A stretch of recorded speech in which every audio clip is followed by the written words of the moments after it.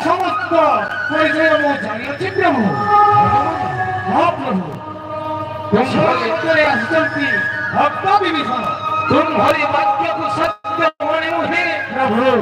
ପୁଣି ନିୟମ କରିଲେ ବିଭୀଷଣ ମୋହରି ସମ୍ମୁଖେ। ପ୍ରଭୁ ବୁଝିପାରିଲୁ ସୌମିତ୍ରୀ ଭାଇ, 10 ଦିଗପାଳ ସାକ୍ଷୀ ରଖି ନିୟମ କରୁଥିବା ବାକ୍ୟକୁ ତୁ ବୁଝିପାରିଲୁ?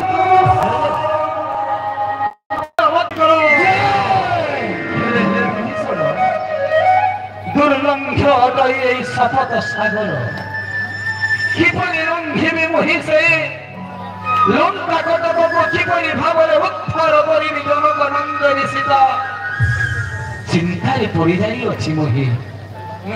ଯଦି ଅଛି ବୁଦ୍ଧି ମାର୍ଗଦର୍ଶନ କଳାର ରଘୁପତି ରାମ। ହେ ପ୍ରଭୁ ରଘୁପତି, କେଉଁ କଥା ଅଜଣା ତୁମକୁ ତମ ତାতে ରହିଛନ୍ତି ତାଙ୍କରି ହସ୍ତ ସ୍ପର୍ଶ ମାତ୍ରେ ପଥର ମଧ୍ୟ ଭାଷାଇ ସମୁଦ୍ର ଶୋଇଲେ।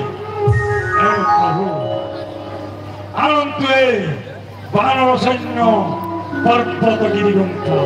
ତାହେଲେ ହେ ହନୁମନ୍ତ, ପ୍ରଭୁ ହେ ଉନ୍ନତ, ଆଜି ତୁମ୍ଭମାନଙ୍କର ବଳରେ ବଳିଦାନ ହେବ ରଘୁପତି ରାମ। ପ୍ରଭୁ ଏ ସିନ୍ଧୁ ମଧ୍ୟରେ ସେତୁ ତିଆରି କରି ଲଙ୍କା କଟକକୁ ନିଶ୍ଚୟ ଆମେ ରାବଣ ସହିତ ଯୁଦ୍ଧ କରିବା ପାଇଁ ଉଚ୍ଚାରଣ କରି ସେଇ ଦେବଦେବ ମହାଦେବ ରାମେଶ୍ୱରଙ୍କର ନାମ। ପ୍ରଭୁ ଚାଲ ବିଭୀଷଣ। ଜୟ ପ୍ରଭୁ ଶ୍ରୀରାମଚନ୍ଦ୍ରଙ୍କର, ଜୟ ପ୍ରଭୁ ଶ୍ରୀରାମଚନ୍ଦ୍ରଙ୍କର।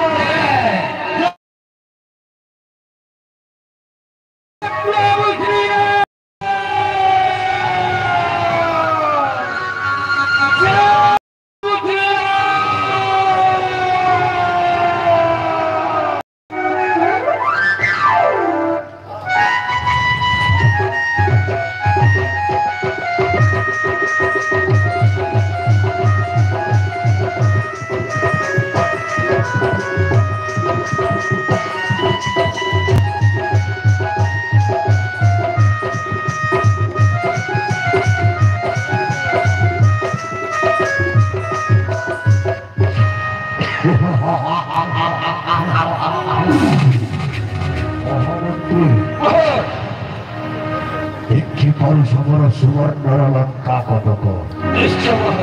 ମହାମନ୍ତ୍ରୀ ଶୀତଳ ସୁନ୍ଦରୀର ସୁଚାରୁ ରୂପେ ଦାୟିତ୍ୱ କରୁଛ ତ ମହାମନ୍ତ୍ରୀ? ଆପଣଙ୍କର ଆଦେଶକୁ ଅକ୍ଷରେ ଅକ୍ଷରେ ପାଳନ କରିଅଛି ଏହି ମହାମନ୍ତ୍ରୀ ସୁତ। ଅସୁତ ବଟିକାର ଚତୁଃପାର୍ଶ୍ୱରେ ରଖିଅଛି ରାକ୍ଷସୀ ସୀତାଙ୍କ ପାଖେ ପାଖେ ରଖିଅଛି ବିଭୀଷଣର ଝିଅ ତ୍ରିଜଟାକୁ।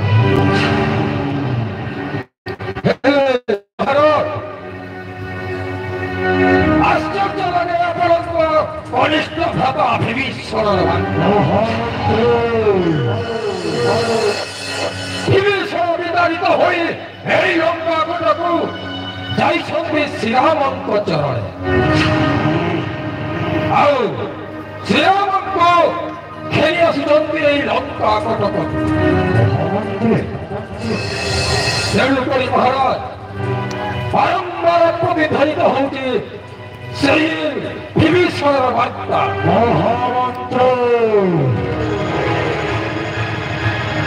ବିଭୀଷଣ ପ୍ରତ୍ୟେକ ସନ୍ଧାନ ଦେଉଛନ୍ତି ରାମଚନ୍ଦ୍ରଙ୍କୁ।